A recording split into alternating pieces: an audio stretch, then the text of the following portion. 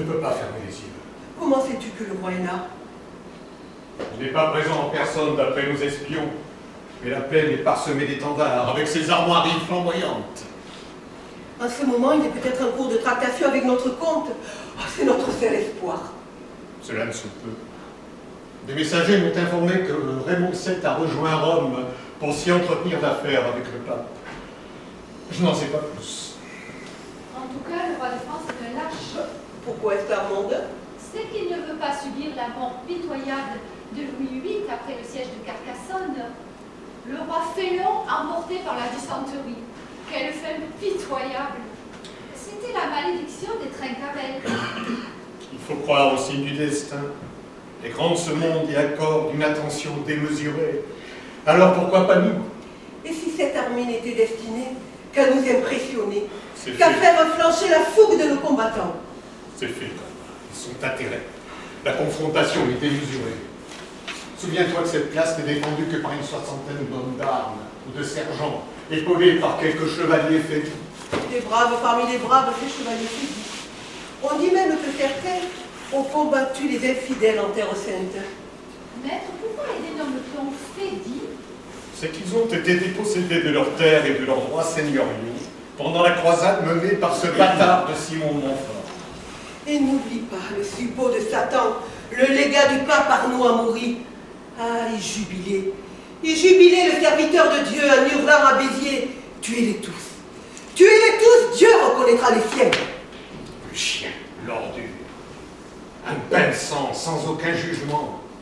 Lucifer, le malin, qui prit l'apparence d'un moine de la respectable abbaye de l'ordre de Cîteaux. Esclarmonde. Va vite chercher l'autre évêque, Bertrand Marty, je dois l'informer de la situation. Inutile, mon frère. Je viens vous assurer du soutien et de la force spirituelle inaltérable de notre communauté. Nous voyons, mon père, vos sujets ne prendront pas les armes. Et quand bien même ils le feraient, on ne s'improvise pas guerrier. L'essentiel n'est pas de combattre, mais de résister. À notre manière, bien sûr, car nous n'avons pas le droit de tuer. Comment ose-t-on nuire à des êtres aussi pacifiques? Parce que nous représentons l'Église primitive, originelle, celle des chrétiens qui suivent la parole du Christ, la vraie, celle du Nouveau Testament et de nos textes sacrés. C'est cette pureté que Rome veut faire disparaître. Oh, c'est injuste. L'Inquisition, elle, se charge de l'élimination méthodique des cathares. Vos fidèles, c'est une chose, mais que vont devenir mes sujets dans les jours qui viennent? Ne craignez rien pour eux, mon frère, quoi qu'il se passe. C'est nous qu'ils sont venus débusquer. Avez-vous vu les fiers étendards de Pierre Amiel, l'archevêque d'Albi? Et au loin, la troupe levée par l'évêque de Rome? Oh, c'est Rome qui veut arracher la tête pensante de l'hydre. Même si cela ne m'enchante pas, nous livrerons bataille pour respecter nos engagements. Il en va de mon honneur. J'ai le sentiment que l'enjeu nous dépasse aujourd'hui. L'avenir s'obscurcit. Ils sont tous là, les charognards. Que va devenir notre mère Occitanie une fois dépecée?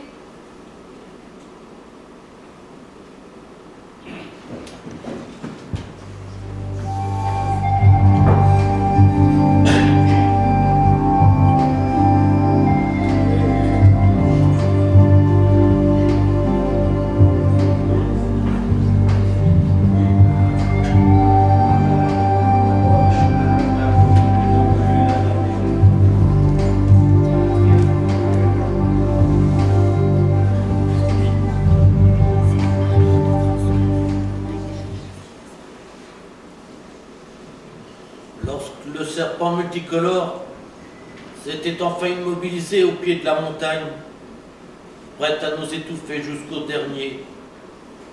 Nous sentions monter l'odeur de la mort. Je dévisageais un à un de mes compagnons d'armes, tous étaient figés, plongés dans un mutisme pesant. L'affrontement serait fatal, ils le savaient. Nous n'avions aucune chance d'en sortir sains et saufs. En vérité, ils étaient au moins 3000 assaillants contre les défenseurs du Pog. Comment allions-nous protéger les 400 âmes innocentes de cette communauté de laïcs et de cathares? Notre chef, Pierre-Roger de Mirepoix, nous harangue avec ferveur. Il sut trouver les mots justes, ceux qui transcendent les guerriers au point qu'ils s'abreuvent du sang de leurs ennemis comme des bêtes. Le relief escarpé était notre plus fidèle allié. La maître garnison de Montségur paraissait inexpugnable. L'homme de guerre avait raison. Une armée ne pourrait pas nous atteindre d'un même élan. L'ennemi aussi le savait. Il envoya des escouades tester nos défenses. Nous n'essuyâmes que des escarmouches de l'été à l'automne 1243. La confiance grandit au sein de nos murailles. Alors s'installa une situation faussement rassurante, sans vrai combat, et avec l'espoir que l'hiver verrait arriver le comte de Toulouse pour nous sauver.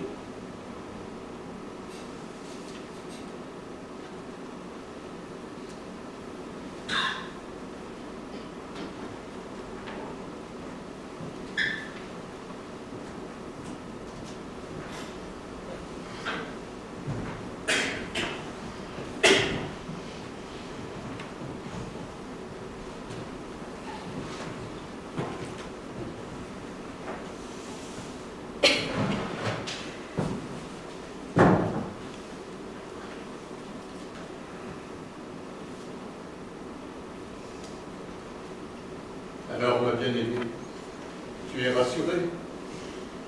Nous avons de quoi manger, boire, et pour l'instant, ni le roi ni le pape ne nous dérangent plus qu'une rage de dents. Certes, mon maître, mais je suis tout de même inquiète. Nous n'allons pas pouvoir tenir le siège éternellement. Ils vont finir par nous affamer. Nos réserves à nourriture ne sont pas inépuisables. Je n'ai nullement l'intention d'attendre le printemps pour aller me dégourdir les jambes dans la plaine. Il va bien falloir qu'en bas, ils se découragent. C'est un doux rêve. Tu sais comme moi que le comte de Toulouse est passé à l'ennemi. Il faudrait être aveuglé pour ne pas interpréter son silence. Qui va venir à notre secours maintenant? Je t'interdis de parler ainsi de notre suzerain Raymond VII. Notre protecteur et ami viendra en personne, et avant Noël. Je tiens cela d'un message d'Isam de Fange. On dit que le comte a rejoint le pape et l'empereur Frédéric II et qu'ils viennent de conclure la paix. Passe-moi le vin, mécréante, au lieu de faire de la politique. Je t'en prie, Raymond. Esclarmonde, qui porte le doux prénom de la plus jeune de tes filles, mérite mieux que tes reproches. Allons, allons. Tu sais que j'ai tous les pouvoirs en ce lieu. Sache aussi que je ne m'octroie pas celui de la compassion. M'acceptez-vous dans ce noble donjon? Oui, mon père. Entrez vite avant que le froid ne nous aboute. Prenez place, ma table vous est ouverte. Esclarmonde, rentre utile, apporte une bonne louche de ragoût de sanglier à notre invité. Non, je ne peux manger de la viande. Cela est exclu depuis que j'ai l'immense satisfaction d'être accepté comme parfait. J'oubliais. Je ne me ferai jamais à vos sacrées coutumes.